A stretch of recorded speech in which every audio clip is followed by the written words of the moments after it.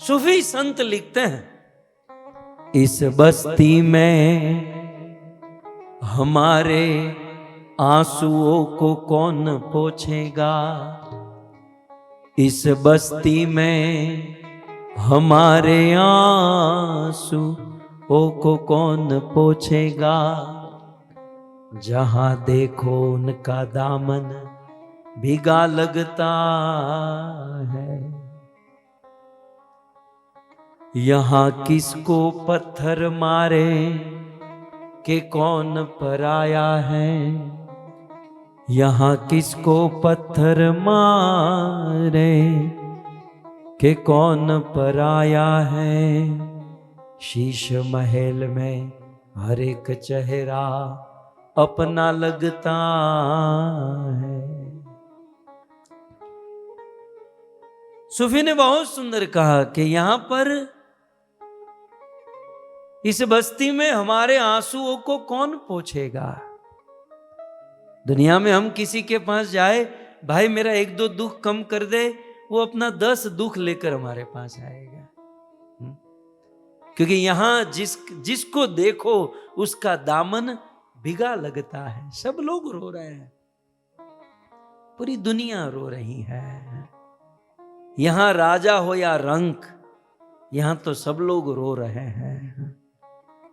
दिल्ली के दरबार में एक भिखारी, एक भिक्षुक पहुंचा। सोचा कि मुझे कुछ दान दक्षिणा मिल जाएगी।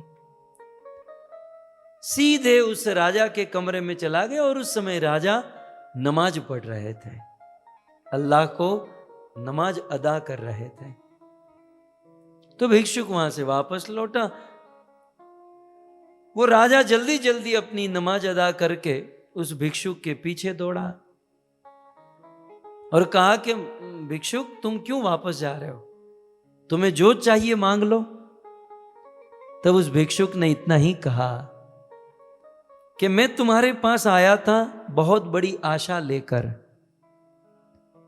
कि मुझे तुमसे कुछ मिलेगा, लेकिन जब मैं तुम्हारे कमरे में आया तब मुझे पता चला कि मैं भी भिखारी, तुम भी भिखारी हैं।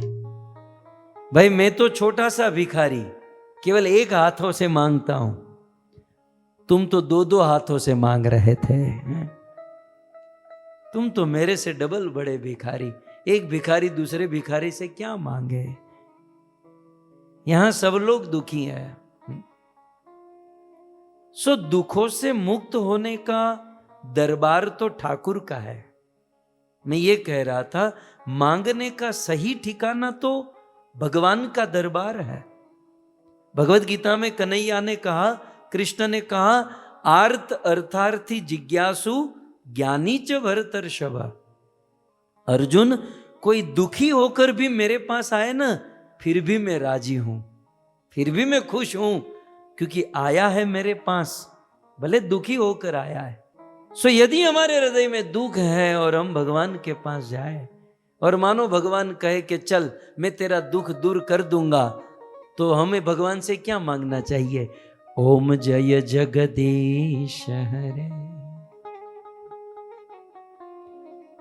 सुख संपत्ति घर आवे। अब देखो ये भजन के ऊपर थोड़ा सा, मतलब भगवान हमारे दुख दूर करने के लिए तैयार है।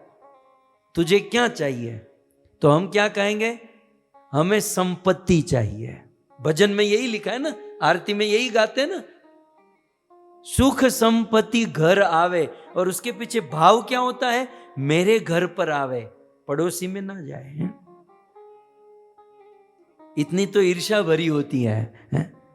आज आदमी को यह चिंता नहीं है कि मेरा धंधा कम चल रहा है, बाजू का धंधा अच्छा क्यों चल रहा है।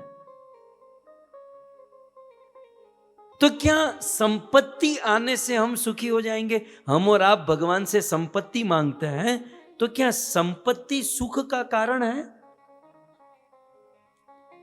यदि संपत्ति मिलने से हम सुखी हो जाते हैं, तो हमसे ज्यादा संपत्ति जिसके पास है वो सुखी होने चाहिए, वो तो हमसे ज्यादा दुखी है।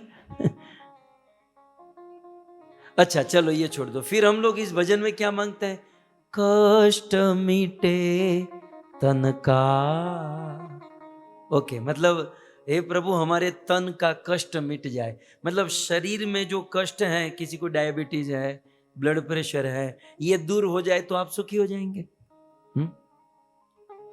मतलब भगवान से कम मांगना तो सीखो। हाँ?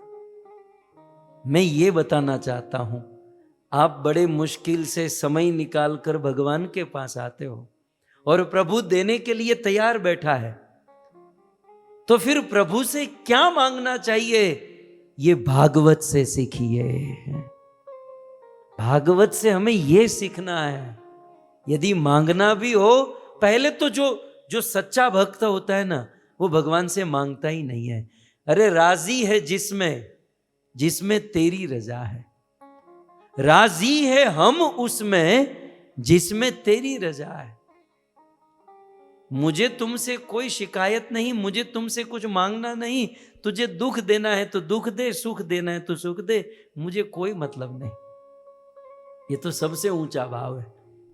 लेकिन चलो मांगना भी हुआ तो क्या मांगना, ऐसी कौन सी, मान लो कृष्ण आपके सामने आ जाए, भगवान नारायण, भगवान विष्णु, भगवान आप जिसको भी मानते हो, वो आपकी भक्ति को देखकर, त्याग समर्पण को देखकर आपके सामने आ जाए और कहे एक चीज मांगनी है, मैं तुम्हें दे दूंगा, तो आप क्या मांगोगे? केवल एक ही चीज मैं दूंगा, आप क्या मांगोगे? कष्ट मिटे तन का,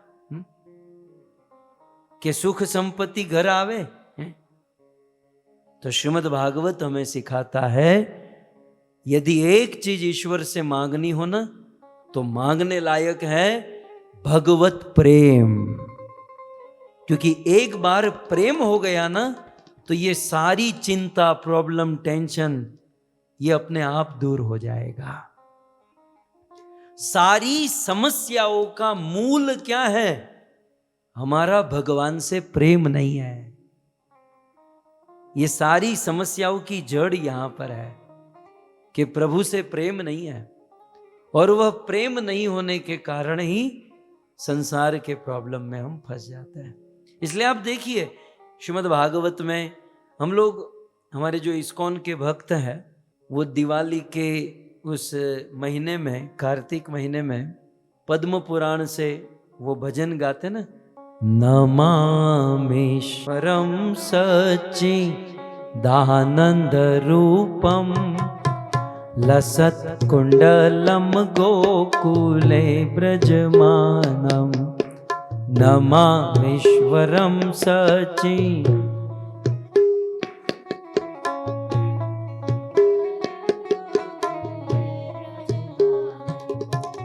यशोदाभियोलुकलादवमानं,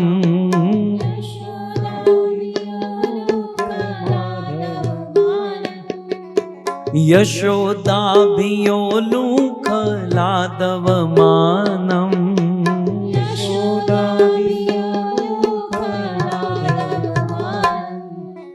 परामृष्टमत्यन्ततो धृत्य गोप्या।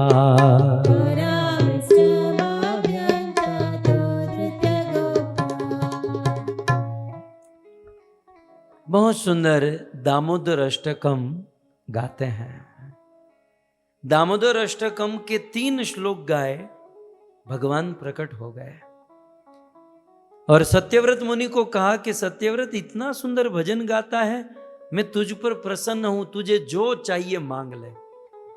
वो तो मांग सकते थे ना, कुछ भी मांग सकते थे। सत्यव्रत मुनि ने क्या मांगा? वो कहते हैं वरम देव मोक्ष न मोक्षाम वधिम्बा। प्रभु मैं जानता हूं कि मैं जो भी आवाज करूंगा ना, आप मेरे सामने प्रकट कर दोगे, लेकिन मुझे आपसे कुछ नहीं चाहिए। मुझे स्वर्ग भी नहीं चाहिए, मुझे मुक्ति भी नहीं चाहिए।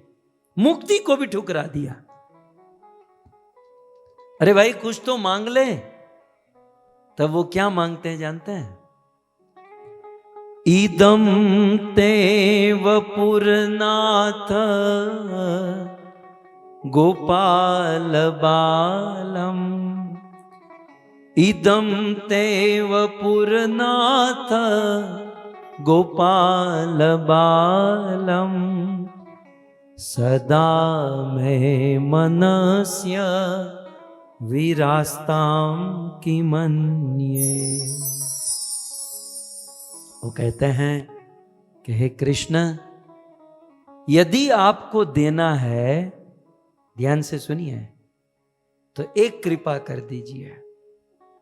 इदम ते वपु, आपका ये जो स्वरूप है, कौन सा स्वरूप?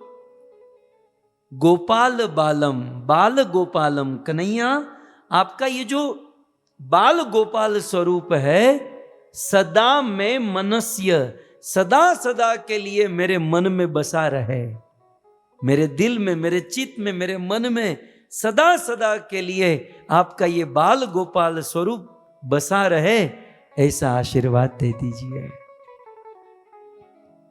भक्तों, जब तक हमारे मन में प्रभु का स्मरण है, कोई चिंता, कोई टेंशन, कोई प्रॉब्लम नहीं। और जैसे ही हमारे मन से प्रभु का स्मरण खत्म हुआ, दुनिया भर की चिंता शुरू हो जाएगी। इसीलिए श्रीमद् भागवत में कहा गया, विपद नैव विपदम। हम और आप जिसको टेंशन मानते हैं, जिसको चिंता, जिसको विपत्ति मानते हैं, वो विपत्ति है ही नहीं। फलानी ने ये कह दिया, उसने ये कर दिया, उसने ये कर दिया, उसने ये ईर्ष्या की, वो लेकर चला गया, ये विपत्ति नहीं है। हम और आप जिसको विपत्ति मानते हैं, वो विपत्ति है ही नहीं। असली विपत्ति क्या है? प्रभु का विस्मरण। हमारे मन से जैसे ही भगवान का नाम, भगवान की लीला या भगवान का स्वरूप खत्म हुआ, दुनिया भर की विपत्ति शुरू हो जाएगी। और संपद नैव संपदम, इस दुनिया में सबसे बड़ी संपत्ति क्या है? प्रभु का स्मरण। इसलिए भक्तों, जीवन में और कुछ हो या न हो, भगवान का स्मरण अवश्य होना चाहिए।